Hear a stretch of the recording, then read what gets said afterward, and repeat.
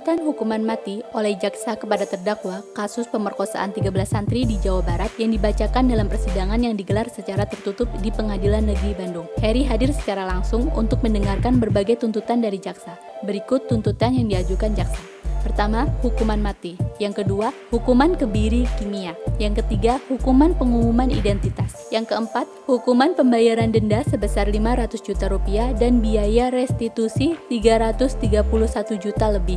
Restitusi ini sesuai dengan hitungan LPSK sebagai ganti rugi terhadap korban. Yang kelima, pembubaran, pencabutan, dan pembekuan Yayasan Yatim Piatu di Parakan Saat, Mandani Boarding School, dan Pondok Pesantren Tanfiz Madani milik Heri Wirawan. Keenam, penyitaan harta kekayaan milik Heri, baik berupa tanah, bangunan, pondok pesantren, dan aset kekayaan lainnya.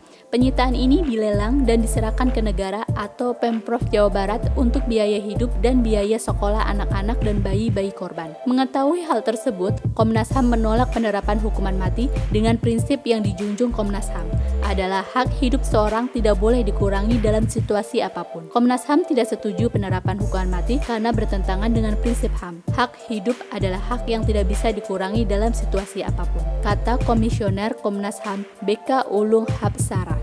Komnas HAM juga tidak setuju hukuman kebiri kimia yang mungkin saja diterapkan kepada Heri Wirawan. Komnas HAM menilai hukuman kebiri kimia tidak manusiawi. Kami juga tidak setuju dengan hukuman kebiri karena tidak sejalan dengan prinsip hak asasi manusia, yaitu tidak melakukan penghukuman yang kejam dan tidak manusiawi. Sikap Komnas HAM itu mendapat reaksi dari Komisi 3 DPR, yaitu Ketua Komisi 3 DPR Bambang Wuryanto. Dia merespon pandangan Komnas HAM mengungkapkan bahwa pandangan terhadap kinerja Komnas HAM yang dianggap terlalu menerapkan nilai universal. Sementara itu, nilai universal rujukan Komnas HAM dianggap bertentangan dengan nilai-nilai yang ada di Indonesia. Menilai hukuman mati layak diterapkan selama pelanggarannya mengengkangi kemanusiaan.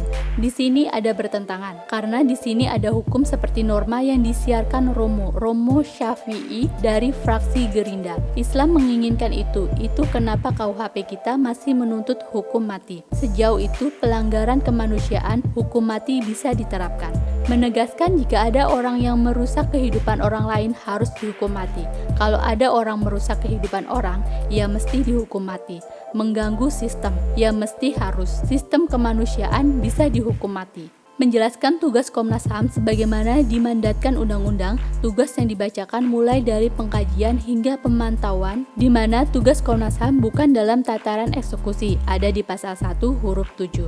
Selain itu, anggota Komisi 3 DPR dari fraksi Gerindra, Habibur Rahman, menjelaskan pada dasarnya menghargai sikap Komnas HAM menolak hukum mati, diterapkan sebagai salah satu hukum pidana di Indonesia. Kita menghargai posisi Komnas HAM terkait hukuman mati yang menolak, namun juga kami berharap Komnas HAM itu tidak membabi buta dalam merespon kasus-kasus hukuman mati dari penegak hukum. Dia menganggap penolakan Komnas HAM terhadap penerapan hukuman mati cukup keras, hingga seolah mengesampingkan orang yang seharusnya dibela. Juga terkait kasus Heri Wirawan, ini monster predator seksual yang di Jawa Barat.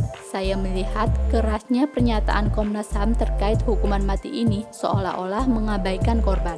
Kita ketahui bahwa hukuman mati adalah hukuman atau vonis yang dijatuhkan pengadilan kepada seseorang yang merupakan bentuk hukuman terberat atas apa yang telah diperbuatnya. Hukuman mati di Indonesia dimasukkan sebagai rumusan pidana pokok yang termuat dalam pasal 10 KUHP. Pasal 10 KUHP berbunyi pidana terdiri atas pidana pokok, pidana mati, penjara, kurungan, denda, dan pidana tambahan, pencabutan hak-hak tertentu, perampasan barang-barang tertentu, dan pengumuman putusan hakim. Hukum positif Indonesia masih menerapkan pidana mati yang dituangkan dalam sejumlah undang-undang, antara lain KUHP, Pengadilan HAM, tindak pidana terorisme, tindak pidana korupsi, serta narkotika. Di dalam RKUHP, hukum mati ini masih tetap dimasukkan dalam pidana pokok, namun bersifat khusus yang diancam secara alternatif. Pembaharuan hukuman mati ini di dalam RKUHP adalah menjadikan hukuman mati ini menjadi hukum yang bersifat khusus.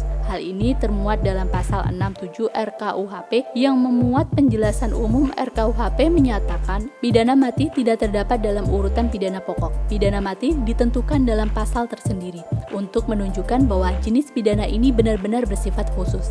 Jenis pidana mati adalah yang paling berat dan harus selalu diancam secara alternatif, dengan jelas pidana seumur hidup atau pidana penjara paling lama 20 tahun. Pidana mati dapat dijatuhkan pula secara bersyarat dengan memberikan masa percobaan, sehingga dalam tenggang waktu masa percobaan tersebut, terpidana diharapkan dapat memperbaiki diri sehingga pidana mati tidak perlu dilaksanakan. Hukuman mati sendiri merupakan ganjaran bagi berbagai macam pelanggaran seperti pengkhianatan terhadap negara, pembunuhan kepala negara, pembunuhan berencana, pembajakan di laut, narkotika, kejahatan hak asasi manusia, dan terorisme.